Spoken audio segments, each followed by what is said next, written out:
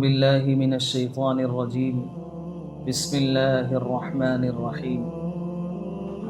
وإذ ابتلى إبراهيم ربه بكلمات فأتمهن قال إني جاعلك للناس إماما قال ومن ذريتي قال لا ينال عهد الظالمين. صدق الله العظيم. اللهم صل على سيدنا محمد وعلى آل سيدنا محمد وبارك وسلم.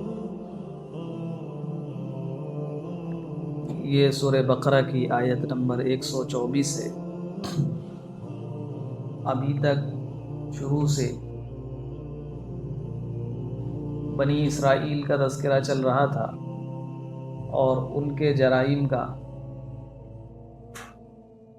اللہ تعالیٰ نے ان کا تذکرہ شروع کرنے سے پہلے فرمایا تھا کہ یا بنی اسرائیل اذکروا نعمتی التی انعمت علیکم وانی فضلتکم علی العالمین، کہ اے بنی اسرائیل، ہم نے تمہیں جو نعمتیں دی تھیں ان نعمتوں کو یاد کرو. ہم نے تمہیں سارے عالم پر فضیلت بخشی تھی، سب سے افضل امت بنایا تھا، لیکن تمہارے اندر جب یہ جرائم پیدا ہو گئے، یہ گناہ پیدا ہو گئے، تو ہم نے اس عہدے سے تمہیں اتار دیا. وہ جرائم کی پوری تفصیلات اللہ تعالیٰ نے ابھی تک بیان فرمائی. اب حضرت ابراہیم علیہ السلام کا یہاں سے تذکرہ شروع ہو رہا ہے. آیت نمبر 124. ان کا تذکرہ اس لیے ہو رہا ہے کہ حضرت ابراہیم علیہ السلام کی اولاد ہی میں سے تھے حضرت اسماعیل علیہ السلام، اور حضرت اسماعیل علیہ السلام حضرت ابراہیم علیہ السلام کی اولاد تھی حضرت اسماعیل علیہ السلام، اور انہی کی اولادوں میں سے بعد میں سب سے آخری پیغمبر حضرت محمد رسول اللہ صلی اللہ علیہ وسلم تشریف لائے. تو اس امت کے لیے حضرت ابراہیم علیہ السلام کی جو اہمیت تھی، جو مقام اور مرتبہ تھا، اس مقام اور مرتبے کو بیان کیا کہ ابراہیم علیہ السلام کون تھے، اور پھر انہی سے یہ آخری پیغمبر انہی کی اولاد میں سے آئے ہیں. اور خانہ کعبہ جو اس امت کا قبلہ ہے، وہ بھی ابراہیم علیہ السلام نے تعمیر کیا تھا، اس کا تذکرہ فرمایا.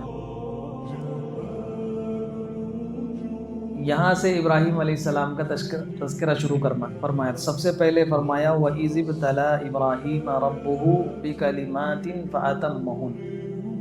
ہم نے ابراہیم علیہ السلام کو بہت سی باتوں کے ذریعے سے ان کو آزمایا، ان کا امتحان لیا. فَأَتَمَّهُنَّ، انہوں نے سارے امتحان میں کامیابی حاصل کر لی. اب ابراہیم اللہ تعالیٰ کو امتحان لینے کی کیا ضرورت پیش آ گئی؟ اللہ کو تو سب کچھ معلوم ہے.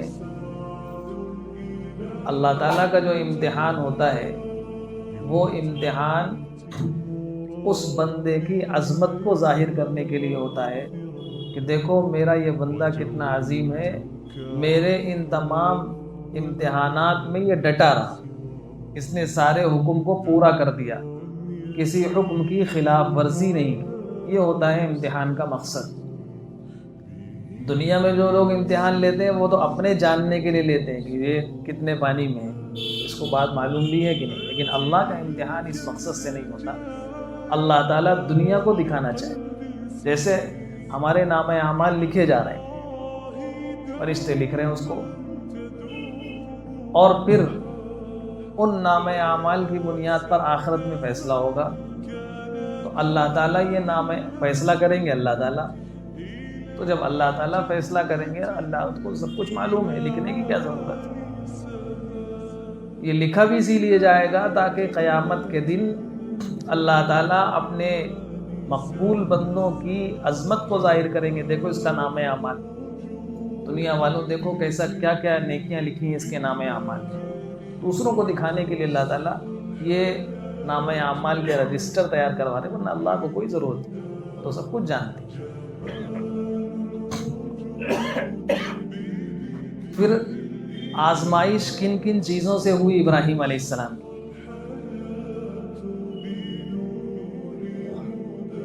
اللہ تعالیٰ نے ابراہیم علیہ السلام کی آزمائش کی، جس زمانے میں انہوں نے آنکھ کھولی، جس ماحول میں آنکھ کھولی، وہ زمانہ، وہ ماحول، وہ معاشرہ کفر اور شرک میں ملوث تھا۔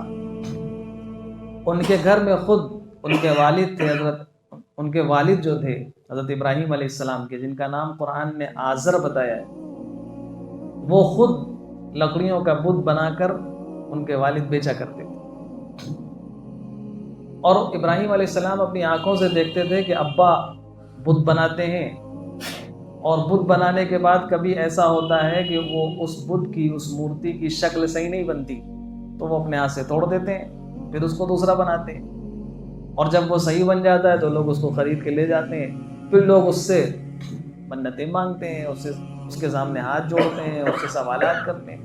تو وہ اپنی آنکھوں سے دیکھتے تھے کہ ہمارے ابا جو چیز ہمارے گھر میں ہمارے سامنے بنا رہے ہیں، اور وہ کبھی غلط بھی بن جاتی ہے، پھر اس کو توڑ کے پھر صحیح کرتے ہیں، اس سے لوگ کیسے اپنی حاجتیں مانگتے ہیں، نہ وہ سنتی ہے نہ دیکھتی ہے۔ تو ایک دن اپنے والد سے کہا کہ ابا جان آپ یہ کیوں کرتے ہیں، اور سمجھایا کہ آپ ایسے بت بنا رہے ہیں اور ان بتوں کی خود بھی عبادت کرتے ہیں، دوسروں کو عبادت کے لیے دیتے ہیں، یہ بت نہ نفع پہنچا سکتے ہیں نہ نقصان پہنچا سکتے ہیں، نہ آپ کی کوئی بات سنتے ہیں۔ تو والد کو بہت غصہ آیا، کہ جو کام ہمارے آباء و اجداد کے زمانے سے ہوتا چلا آ رہا ہے تم اس کو روکو گے؟ اور غصے میں کہا کہ یا تو اس کام سے رک جاؤ ورنہ لَأَرْجُمَنَّكَ، ہم تمہیں پتھر مار مار کے ہلاک کر دیں گے، مار دیں گے جان سے۔ ہر زمانے میں کفر و شرک میں جو لوگ ملوث رہے ہیں، انہوں نے ایمان والوں کے ساتھ، ایک اللہ کی طرف بلانے والوں کے ساتھ یہی سلوک کیا، کہا کہ ہم ابراہیم علیہ السلام نے سوچا چھوڑو والد کو، اپنی قوم کو سمجھایا۔ قوم ستاروں کو، چاند کو، سورج کو، اس کو بڑا اہم سمجھتی تھی، جیسے آج بھی مشرک ستاروں کی گردش کو اور اس کو بڑا اہم سمجھتے ہیں۔ تو ایک موقع پر سارے لوگ ایک جگہ جمع تھے، حضرت ابراہیم علیہ السلام بھی پہنچ گئے اور ستاروں کو دیکھ کر کہا واقعی یہ خدا ہے، واقعی یہ اللہ ہے، لوگ کیسے چمک رہے ہیں، کتنی بلندی پر ہیں۔ اس کے بعد چاند نکلا جب، تو کہا ارے یہ ستارے خدا نہیں ہو سکتے، یہ تو چھوٹے ہیں، اس سے بڑا تو چاند ہے، یہ خدا ہوگا، یہ معبود ہوگا۔ اور جب رات گئی، چاند گیا، سورج نکل آیا، تو کہا رہے یہ تو اس نے تو ساری روشنیوں کو ختم کر دیا، یہ تو اتنا زیادہ روشن ہے۔ کہا نہیں، وہ ستارے اور چاند بھی خدا نہیں ہو سکتے، خدا تو یہ سورج ہو سکتا ہے، یہ بہت۔ اور جب شام ہوئی تو سورج بھی ڈھل گیا، کہا جو ڈھل جائے وہ خدا نہیں ہو سکتا، میرا اللہ تو وہ ہے جو ہمیشہ باقی رہنے والا ہے۔ انی وجہت وجہی للذی فطر السماوات والارض حنیفا۔ تو قوم کے جو لوگ تھے وہ سوچا اگر یہ کون سی نئی بات انہوں نے بتائی، ہم لوگ تو آج تک اسی کو پوچھتے آ رہے ہیں۔ پھر ایک موقع پر سارے قوم کے لوگ کسی جگہ چلے گئے، شہر کے باہر کوئی ان کا پروگرام ہوا کرتا تھا، اس میں چلے گئے میلے میں۔ تو ایک بہت بڑا جو مندر تھا وہاں کا، جس میں بہت بت رکھے ہوئے تھے، ابراہیم علیہ السلام نے جا کر سارے بتوں کو توڑ دیا، اور جو سب سے بڑا بت تھا کلہاڑی اس کی گردن میں ٹانگ دی۔ اب جب لوگ وہاں سے واپس آئے تو دیکھا کہ سارے بت ٹوٹے ہوئے ہیں، پوچھا کس نے توڑ دیا؟ تو کہو نہ ہو یہ ابراہیم ہی کا کام ہو سکتا ہے، وہی ہمارے بتوں کی خلاف بولتے رہتے ہیں۔ تو ان سے جا کر پوچھا کہ آپ نے توڑا ہے بتوں کو؟ انہوں نے کہا میں کیا، تم اپنے جو بڑا بت ہے سب سے اسی سے پوچھو، اسی کے ہاتھ میں کلہاڑی ہے، اسی کی گردن میں اسی نے توڑا ہوگا۔ تو قوم کے لوگوں نے کہا کیا تمہیں معلوم نہیں کہ ہمارے بت نہ سنتے ہیں نہ جواب دیتے ہیں؟ تب ابراہیم علیہ السلام نے کہا کیا ہو گیا تمہیں، تم ایسے لوگوں کو پکارتے ہو جو نہ تمہاری بات سنتے ہیں نہ تمہیں جواب دیتے ہیں، نہ کسی چیز کے نفع اور نقصان کے مالک ہیں، تم ایسے معبودوں کی عبادت کرتے ہو؟ یہ واقعہ اتنا مشہور ہوا کہ دھیمے دھیمے بادشاہ تک پہنچ گیا، نمرود تک۔ اور آج کے زمانے میں بھی حکومت جس کے پاس ہوتی ہے وہ سمجھتا ہے بس ہم جو چاہیں وہ کر لیں گے، اور جو بادشاہت کا معاملہ ہوتا ہے وہ تو اس سے بھی اور زیادہ وہ ہوتا ہے کہ نہ کوئی قانون بادشاہ کے لیے ہوتا ہے نہ کچھ۔ اور پھر اس زمانے کے جو بادشاہ تھے ہوا کرتے تھے وہ عام طور سے صرف بادشاہ ہی نہیں بلکہ وہ بادشاہت کے ساتھ اپنے آپ کو خدا بھی سمجھتے تھے. جیسے فرعون اپنے آپ کو خدا سمجھتا تھا، ایسے ہی نمرود بھی اپنے آپ کو خدا سمجھتا تھا. تو بادشاہ تھا ان کے زمانے میں ابراہیم علیہ السلام. بلایا ابراہیم علیہ السلام کو اپنے دربار میں، پوچھا کس خدا کی تم دعوت دیتے ہو، کون ہے تمہارا خدا؟ ہم خود خدا ہیں، اور جو کچھ تمہارا خدا کر سکتا ہے وہ بھی سارے کام ہم کر سکتے ہیں. ابراہیم علیہ السلام نے کہا اچھا میرا خدا تو جس کو چاہتا ہے زندہ کرتا ہے، جس کو چاہتا ہے موت دیتا ہے، تو کہنے مقام تو میں بھی کر سکتا ہوں. ایک آدمی جا رہا تھا، اس کو اپنی پولیس کو بھیج کے بلوایا اور مروا دیا اس کو، کہنے دیکھو میں جس کو چاہتا ہوں مار دیتا ہوں. اور ایک آدمی جس کو موت کی سزا سنائی جا چکی تھی اس کو بری کر دیا کہ جاؤ آزاد دو، دیکھو جس کو چاہتا ہوں میں زندہ کر دیتا ہوں. ابراہیم علیہ السلام نے سوچا اب اگر اس کو موت کی حقیقت اور زندگی کی حقیقت بیان کریں گے تو یہ جو عام لوگوں کا مجمع ہے یہ سب سن رہا ہے باتیں، یہ پتہ نہیں کیا جواب دے کیا نہ دے. تو ابراہیم علیہ السلام نے پھر فوراً ایک ایسی بات کہی. ابراہیم علیہ السلام نے کہا اچھا میرا رب تو سورج کو مشرق سے نکالتا ہے اور مغرب میں ڈبا دیتا ہے، چھپا دیتا ہے. سورج ادھر سے نکلتا ہے ادھر آ کر چھپ جاتا ہے. اگر تو رب ہے، تو اس کا خالق ہے، تو تو مغرب سے نکال دے سورج کو. فَبُهِتَ الَّذِي كَفَرَ، خاموش ہو گیا بالکل، اس کا کوئی جواب ہی نہیں تھا اس کے پاس، اس لیے کہ وہ بھی سمجھتا تھا کہ سورج اور چاند میرے قبضے میں نہیں ہے. ہاں مفسرین نے یہ بات لکھی ہے، یہ واقعہ سورہ بقرہ میں بھی آئے گا آگے تیسرے پارے میں. مفسرین نے یہ بات لکھی ہے کہ اس کے جواب میں نمرود یہ کہہ سکتا تھا کہ اچھا تم ہی نکال کے دکھوا دو اپنے خدا سے مغرب سے. سورج روزانہ مشرق سے نکلتا ہے مغرب میں ڈوبتا ہے، تم نکلوا دو مغرب سے اگر تمہارا خدا سچا ہے. مفسرین نے اس کا جواب یہ لکھا ہے کہ اس نے اس لیے نہیں کہا کہ اس کو ڈر تھا، اس کو تو یہ معلوم تھا اپنی حقیقت. دوسرے لوگ تو چاہے جو سمجھیں، ہر انسان تو اپنی حقیقت سمجھتا ہے نا، تو وہ تو اپنے بارے میں جانتا تھا کہ ہم کچھ نہیں ہیں، کوئی حیثیت نہیں ہماری، ہم نے نہ کسی کو پیدا کیا نہ ہماری حکومت کہیں چلتی، اور کوئی تو ہے اس کا چلانے والا. اور اگر ابراہیمی کے وہ خدا ہوئے اور ہم نے کہہ دیا اور ابراہیم علیہ السلام نے نکلوا دیا پھر تو ہماری ساری حکومت ہی ختم ہو جائے گی. تو اس نے آگے کوئی جواب کچھ نہیں کیا، خاموش ہو گیا اور کہا کہ اب قالوا حرقوه وانصروا آلهتكم، اپنے معبودوں کی مدد کرو اور اس کو آگ میں جلا دو ابراہیم کی. چنانچہ آگ میں ڈال دیا گیا. اللہ تعالیٰ نے آگ کو حکم دے دیا قلنا یا نار کونی بردا وسلاما علی ابراہیم، اے آگ ٹھنڈی ہو جا. آگ کے اندر جلانے کی صلاحیت ہے، لیکن یہ جلانے کی صلاحیت اس وقت ہے جب اللہ کا حکم ہو. اللہ تعالیٰ کا اگر حکم نہ ہو تو آگ جلا نہیں سکتی. دنیا میں جتنی چیزیں ہیں، جو بھی اسباب ہیں، ان اسباب میں فی نفسی ہی کوئی کام کرنے کی طاقت نہیں. وہ طاقت پیدا ہوتی ہے اللہ کے حکم سے، اور اللہ تعالیٰ کا جب حکم نہ ہو تو وہ چیزیں نفع و نقصان نہیں پہنچا سکتی. آگ میں جلانے کی صلاحیت ہے، لیکن اس صلاحیت کو اللہ تعالیٰ ختم کر دے یا وہ صلاحیت باقی رہے. جس چیز کو ڈالا جائے اس چیز میں ایسی چیز پیدا کر دیں کہ وہ چیز آگ کو نہ جلا سکے. آج کل مثال کے طور پہ بہت سی ایسی فائر پروف چیزیں آتی ہیں، آگ میں ڈال دی جائے نہیں جلاتی. تو جب دنیا میں انسان ایسی چیزیں بنا سکتے ہیں تو اللہ کے لیے کیا مشکل ہے. اللہ تعالیٰ نے کہہ دیا. ابراہیم علیہ السلام بالکل آرام سے رہے آگ میں، کوئی تکلیف نہیں. یہ آزمائش آسان آزمائش نہیں تھی، یعنی جب پوری قوم مخالف ہو اس وقت ایک اللہ کی دعوت دینا، بتوں کی مذمت بیان کرنا، شرک کے خلاف بولنا، یہ آسان کام نہیں ہے. آج کے ماحول میں اس کو اچھی طرح سمجھا جا سکتا ہے کہ جو لوگ دعوت دے رہے ہیں توحید کو، ان کو اٹھا کے جیلوں میں بند کر دیا جاتا ہے، طرح طرح سے اذیتیں اور تکلیفیں پہنچائی جاتی ہیں. اب اگر کوئی کھڑا ہو کر کفر و شرک کی مذمت بیان کرے، اس کے نقصانات بیان کرے، ایک اللہ کی طرف لوگوں کو دعوت دے، تو یہ عام انسانوں کا کام نہیں ہے. وہی کر سکتا ہے جس کا اللہ سے بہت گہرا تعلق ہے. تو وہ پورا ماحول کفر و شرک کا، حکومت سے لے کر عوام، گھر، سب اس موقع پر اللہ تعالیٰ نے حکم دیا اور اللہ کے اس حکم کو انہوں نے فَأَتَمَّهُنْ پورا کر دیا. پھر اللہ نے حکم دیا کہ اب آپ یہاں سے نکل جائیے، ملک شام چلے جائیے، عراق میں پیدا ہوئے تھے، ملک شام چلے گئے، وہاں بھی حالات آئے۔ پھر اللہ نے حکم دیا کہ اپنی بیوی اور بچے کو، حضرت ہاجرہ کو اور بیٹے اسماعیل کو جو ابھی بہت چھوٹے تھے اور بہت تمناؤں کے بعد بڑھاپے میں اولاد ملی تھی، کہ ان کو جا کر بے آب ہو گیا زمین میں، جہاں اس وقت مکہ مکرمہ آباد ہے، اس وقت کچھ بھی نہیں تھا، نہ کوئی عمارت تھی، نہ کوئی درخت تھا، صرف ریتیلا میدان اور پہاڑ، وہاں جا کر چھوڑ آئیے۔ حضرت ابراہیم علیہ السلام لے کر گئے اور لے جا کے چھوڑ دیا اللہ کے حکم سے۔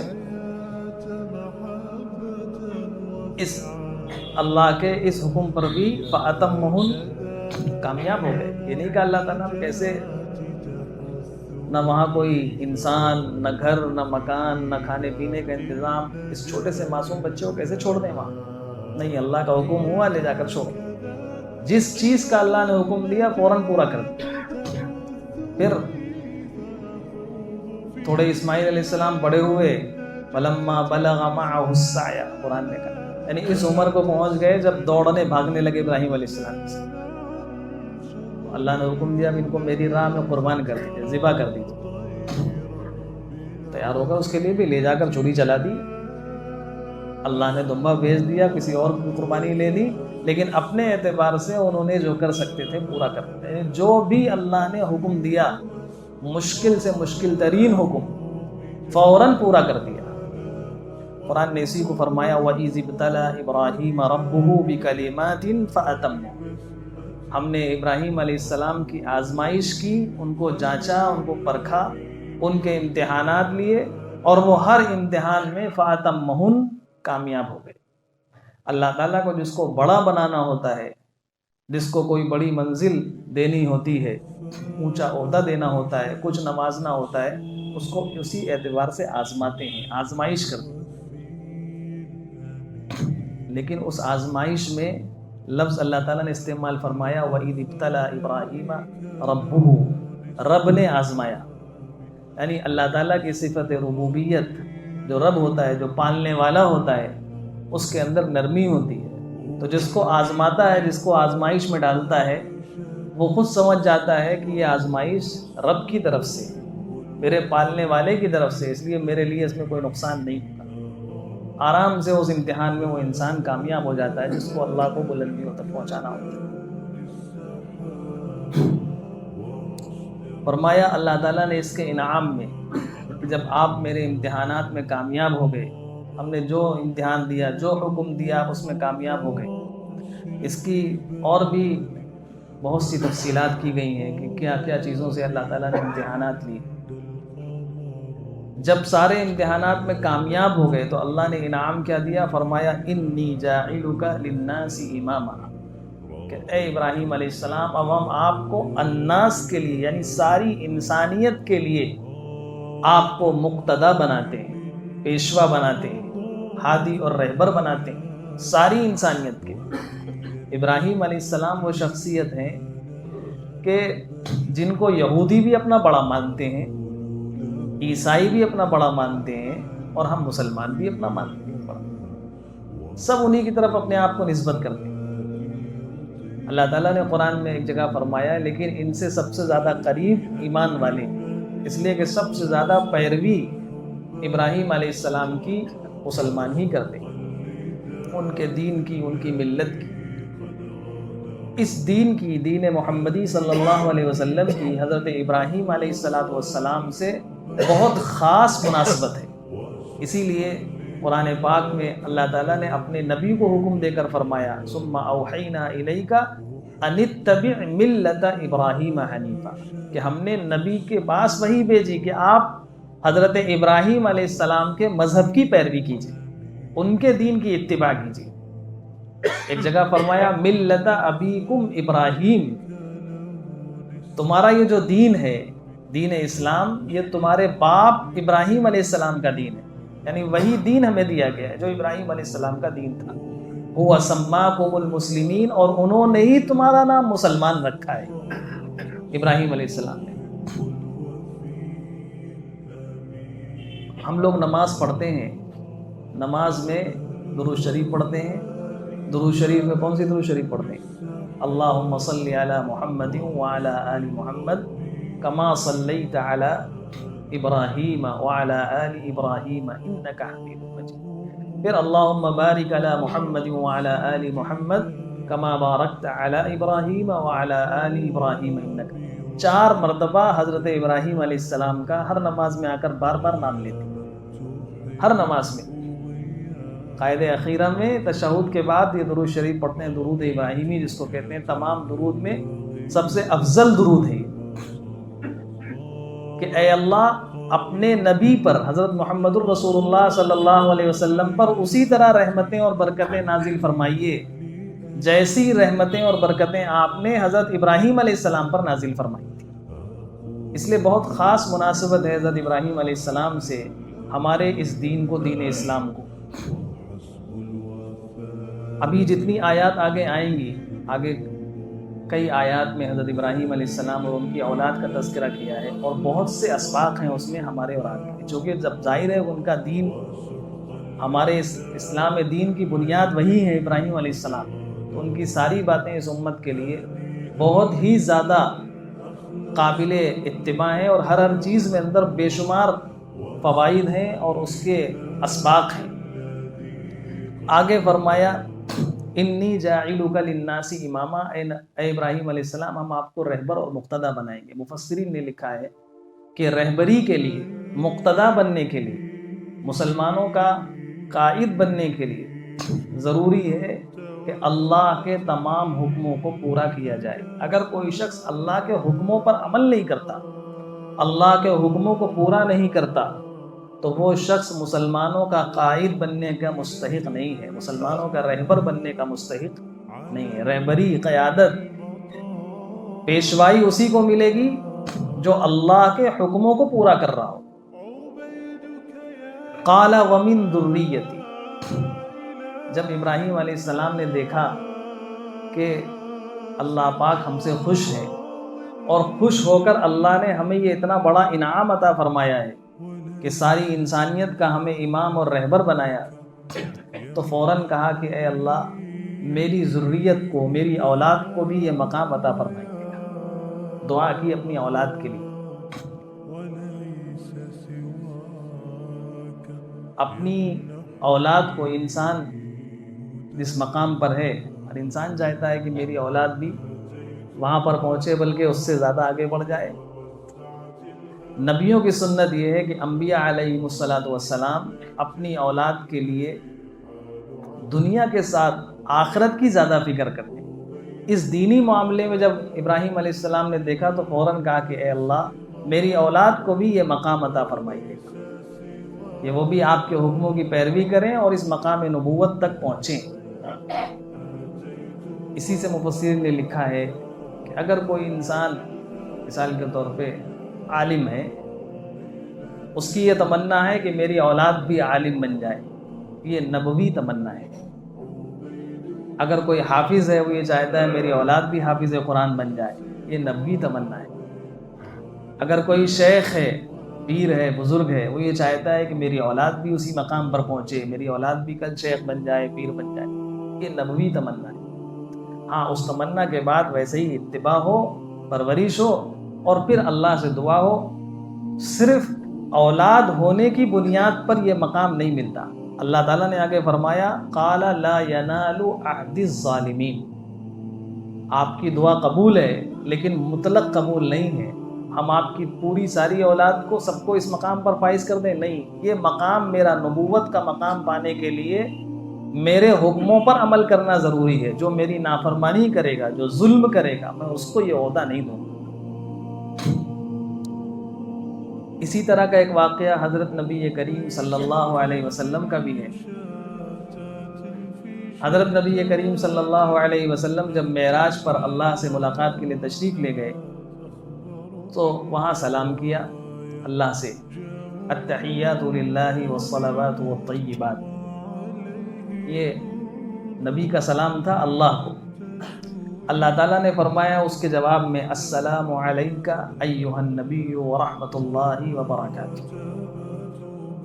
تشہد میں ہم لوگ جو پڑھتے ہیں تحیات میں، یہ السلام علیکہ ایھا النبی ورحمۃ اللہ وبرکاتہ، یہ اللہ تعالیٰ نے فرمایا اپنے نبی سے معراج کے موقع پر کہ اے نبی آپ کے اوپر سلامتی ہو، رحمت ہو اور برکتیں ہوں۔ جب رسول اللہ صلی اللہ علیہ وسلم نے دیکھا کہ اللہ تعالیٰ ہمیں یہ دعا دے رہے ہیں، ہم سے یہ کہہ رہے ہیں کہ میری رحمتیں اور میری برکتیں، خود یعنی ہم تو اللہ سے دعا کرتے ہیں اور اللہ تعالیٰ خود کہہ رہے ہیں کہ میری رحمتیں، میری سلامتی اور برکتیں آپ کے اوپر ہوں اے نبی، تو حضرت نبی کریم صلی اللہ علیہ وسلم نے فوراً کہا السلام علینا وعلی عباد اللہ الصالحین، کہ اے اللہ آپ نے یہ جو میرے لیے کہیں جملے یہ میرے اوپر بھی ہوں، وعلی عباد اللہ الصالحین اور تمام صالحین بندوں پر ہوں۔ دیکھیے حضرت نبی کریم صلی اللہ علیہ وسلم کا مقام اور مرتبہ کتنا بلند تھا۔ حضرت ابراہیم علیہ السلام نے جب دیکھا اللہ تعالیٰ خوش ہیں اور اللہ تعالیٰ ایک عہدہ دے رہے ہیں تو فرمایا وَمِن ذُرِّيَّتِي، اے اللہ میری ذریت کو بھی یہ مقام عطا فرما دیجیے گا، میری نسل کو، میری اولادوں کو بھی یہ مقام عطا فرما دیجیے گا۔ لیکن قربان جائیے حضرت نبی کریم صلی اللہ علیہ وسلم پر ایسے مقام پر پہنچ کر جب دیکھا اللہ پاک خوش ہیں اور اللہ پاک ایسی بات فرما رہے ہیں، تو یہ نہیں کہا کہ میری اولاد کو، میرے گھر والوں کو، فرمایا وَعَلَىٰ عِبَادِ اللَّهِ الصَّالِحِينَ، جو بھی صالحین بندے ہوں، نیک ہوں، ان سب کے لیے آپ کی یہ جملے، آپ کی یہ دعا سب کو شامل ہو جائے۔ پھر فرمایا اللہ کے رسول صلی اللہ علیہ وسلم نے اللہ تعالیٰ نے میری یہ دعا قبول کر لی۔ اب جب بھی کوئی یہ پڑھتا ہے نماز میں التحیات للہ والصلوات والطیبات، السلام علیکہ ایھا النبی ورحمۃ اللہ وبرکاتہ، السلام علینا وعلی عباد اللہ الصالحین، تو دنیا میں جتنے صالحین ہوتے ہیں، جتنے نیک بندے ہوتے ہیں، ان سب تک یہ سلامتی کی، رحمت کی اور برکت کی دعا سب تک پہنچتی۔ ہم جب پڑھتے ہیں تو دنیا بھر میں جتنے نیک بندے ہوتے ہیں، ہماری یہ دعا سب تک پہنچتی، اللہ نے قبول کر لی۔ اسی سے یہ بات سمجھ میں آتی ہے کہ اگر ہم صالح بن جائیں، ہم نیک بن جائیں، تو سب کی دعا ہمیں بھی ملنے لگے گی۔ اور کتنے لوگ دنیا میں، مسلمانوں کی آبادی کتنی ہے؟ تقریباً 2 ارب لوگ ہیں اس وقت دنیا میں مسلمان۔ اس میں کتنے فیصد لوگ نماز پڑھتے ہوں گے 5 وقت کی؟ 2 ارب میں 5% تو پڑھتے ہی ہوں گے۔ 5% لوگ دنیا میں ایسے ہوں گے جو 5 وقت کی نماز ادا کرتے ہیں۔ 5% کا مطلب یہ ہو گیا 2 ارب میں 10 کروڑ ہیں۔ 10 کروڑ لوگ 5 وقت کی نماز پڑھ رہے ہیں، اور 5 وقت کی نماز پڑھنے میں تشہد جو انسان پڑھتا ہے، تحیات، وہ 25 مرتبہ پڑھتا ہے۔ 10 کروڑ لوگ 25 مرتبہ ایک دن میں تحیات پڑھ رہے ہیں، کتنے ہو گئے؟ 250 کروڑ ہیں۔ آپ سوچئے اگر ہم صالح بن جائیں، نیک بن جائیں، تو روزانہ حضرت نبی کریم صلی اللہ علیہ وسلم فرماتے ہیں کہ ساری دنیا میں پہنچتی ہے دعا، تو روزانہ 250 کروڑ لوگوں کی ان دعاؤں کا مستحق ہم بن جائیں روزانہ۔ آپ سوچئے کہاں سے کہاں کتنا ثواب پہنچ جائے گا۔ اسی لیے انسان جب آخرت میں جائے گا اور اپنے ثواب کو دیکھے گا تو کوئی اندازہ ہی نہیں کر سکے کتنا ملا ہے دنیا میں۔ اگر صالح بن جائیں تو 250 کروڑ لوگوں کی روزانہ، اور ان 250 کروڑ لوگوں میں کتنے ایسے ہوں گے جو اللہ کو بہت زیادہ محبوب ہوں گے، پتہ نہیں تقوی کے کس اعلیٰ سے اعلیٰ مقام پر فائز ہوں۔ ان سب کی دعائیں ہمیں اپنے مقام پر رہتے رہتے مل جائیں گی اگر ہم صالح بن جائیں، نیک بن جائیں۔ اب صالح اور نیک بنیں گے کیسے، یہ مسئلہ ہے۔ بہت آسان ہے، 2 کام کرنے سے، صرف 2 کام کرنے سے انسان صالح بن جاتا ہے، نیک بن جاتا ہے۔ اور 2 کام کیا ہیں؟